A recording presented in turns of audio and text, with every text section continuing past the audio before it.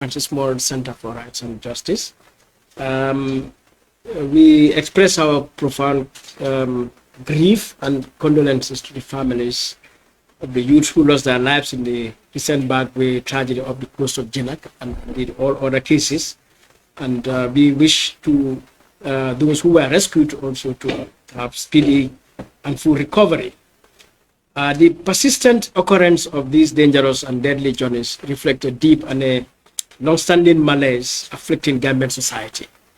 While EF Small Center considers the Bagwe to be unsafe, dangerous, and unacceptable, and therefore urges young people to refrain from undertaking it, we cannot ignore the structural conditions that have sustained this phenomenon for decades.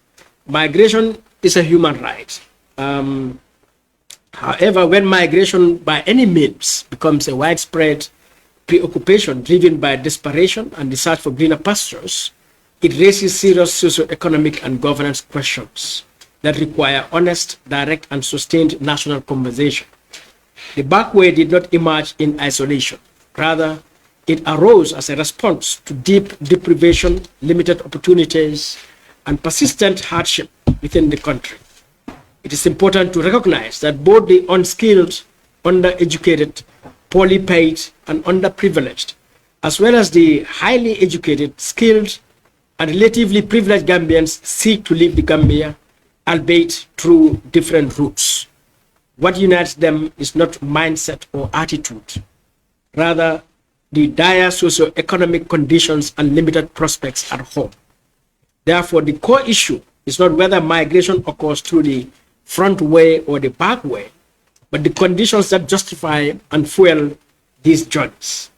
At the same time, EF Small Center emphasizes that while it raises serious concerns about both regular and irregular migration, particularly the loss of life and the accelerating brain drain, it is also an established and undeniable fact that migrants play a critical role in sustaining the Gambian economy. Remittances sent by Gambians in the diaspora account for more than 30% of the country's GDP.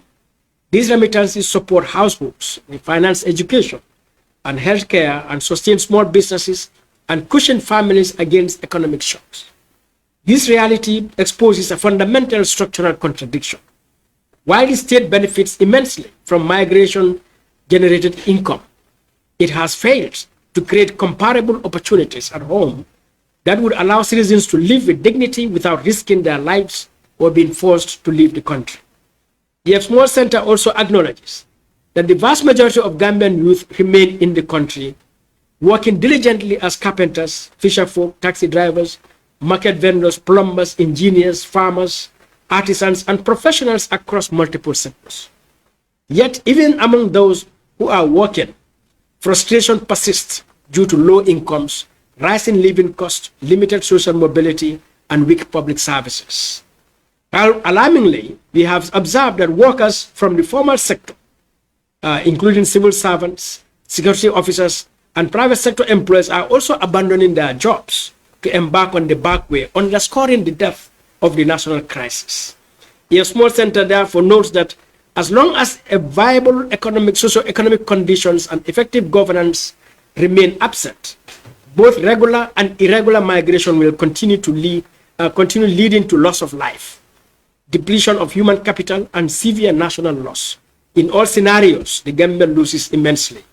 For this reason, EF Small Center for Rights and Justice calls on the government, its development partners, civil society organizations, and the private sector to jointly design and implement robust, sustainable, innovative, and effective measures that expand employment opportunities, improve incomes, ensure access to quality goods and services, and promote shared prosperity.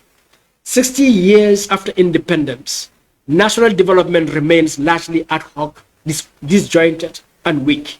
In many instances, relevant policies either do not exist or are poorly implemented, resulting in minimal impact. Public institutions continue to underperform, delivering inefficient and low-quality services without accountability. Budgetary allocations to the youth sector remain disproportionately low, leaving key institutions such as the National Youth Service Scheme the National Youth Council, President's International Award, National Enterprise Development Initiative, and others chronically underfunded, centralized around the Greater Banjul area, and largely absent from rural and provincial communities. Across sectors, critical to youth development, education, skills, training, sports, tourism, performing arts, entrepreneurship, and technology, there is a glaring absence of national infrastructure to sustain continuous programming and long-term interventions. This reality is reflected in the government's own 2025 Labour Survey, which indicates that 41% of Gambian youth are not in education, employment, or training, highlighting the severe inadequacy of opportunities and resources available to young people. EF Small Center is firmly of the view that the lasting solution to the backway lies in strong, coordinated, and sustained government intervention that deliberately links education and skills training to the real economy. This requires genuine political will to formulate the right policies and ensure their efficient, accountable, and committed implementation. We further recommend the establishment of a national commercial or development finance institution capable of providing accessible low-interest capital to qualified youth entrepreneurs. In addition, we call for increased funding, expansion, decentralization, and operational strengthening of youth development institutions, including the NYSS, PIA, and related bodies. The Gambia possesses immense potential and opportunities to create an enabling environment for youth development and shared prosperity. The challenge is not that young people are lazy or believe success is only possible abroad. Rather, the challenge lies in the failure of successive governments to accurately diagnose the problem and respond with coherent, comprehensive, and effective solutions. For far too long, policy responses have been piecemeal and ineffective. The time has come for a decisive change of course. In the interim, EF Small Center calls on the government to ensure effective surveillance and policing of Gambian waters to prevent, detect, and apprehend illegal migrant boats and their operators. It is inexcusable that despite the presence of the police and the Navy, such boats continue to evade detection. EF Small Center further calls for thorough investigations and the prosecution of all perpetrators involved in organizing and facilitating these deadly journeys.